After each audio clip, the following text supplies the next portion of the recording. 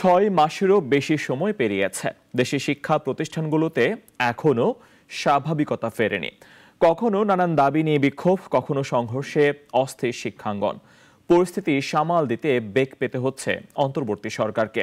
বিশ্লেষকরা বলছেন, আধিপত্য বিস্তারের জন্যই এমন পরিস্থিতি। গেল 5 ফেব্রুয়ারি চট্টগ্রাম বিশ্ববিদ্যালয়ের শেখ হাসিনা হলের সামনে থাকা নৌকা ভাঙাকে কেন্দ্র করে ছাত্রীদের সাথে একজন সহকারী প্রক্টরের বাকবিতণ্ডা হয়। এর জের ধরে বহিষ্কার হন 9 জন নারী শিক্ষার্থী। তারপরই উত্তপ্ত হয়ে ওঠে ক্যাম্পাস। আদেশ প্রত্যাহারের দাবিতে শিক্ষার্থীরা দেয় 3 দিনের আলটিমেটাম। এদিকে ছাত্রদল ও বৈষম্য বিরোধী ছাত্র আন্দোলনের নেতা কর্মীদের মধ্যে দফায় দফায় সংঘর্ষ ও পাল্টাপাল্টি ধাওয়ায় রণক্ষেত্রে পরিণত হয় কুয়েট ক্যাম্পাস। আজ থেকে বন্ধ করা হয়েছে সব একাডেমিক কার্যক্রম। কুয়েটের ঘটনা দাবানলের মতো ছড়িয়ে পড়ে দেশের বেশিরভাগ ক্যাম্পাসে। গতকাল সন্ধ্যায় আলাদা আলাদাভাবে বিক্ষোভ করে যুবদল ও বৈষম্য বিরোধীরা।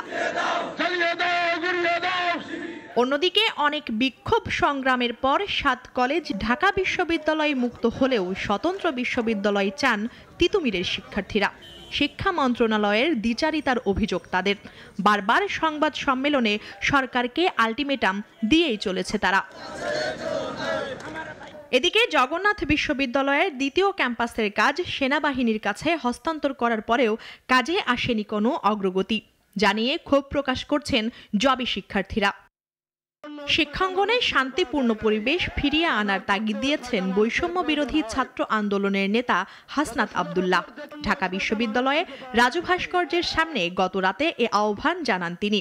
তবে বিশ্লেষকরা মনে করেন, সহসাই এই সংকট মিটবে না। বিশ্ববিদ্যালয় এবং কলেজগুলো বা শিক্ষা প্রতিষ্ঠানগুলোতে যে কোনো তুচ্ছ বিষয়কে এন্টারটেইন করার যে প্রবণতা এবং নিজেদের মধ্যে একে অপরকে ফাঁসিয়ে দেবার যে প্রবণতা, সেই প্রবণতার চর্চাকে নিরুৎসাহিত করা। শিক্ষার্থীদের আন্দোলনেই দেশে অনেক বড় বদল এসেছে। এক সময় যারা একতাবদ্ধ ছিল, এখন তারা বিভক্ত। এতে সরকারও পড়েছে বিপাকে। শীঘ্রই এই অচলাবস্থার অবসান হবে আশা সংশ্লিষ্টদের। মুনিয়া জ্যোতি, নাগরিক, ঢাকা। কোটি মানুষের আস্থার ভালোবাসায় 11 বারের মতো দেশের 1 নম্বর রেফ্রিজারেটর ব্র্যান্ড ওয়ালটন।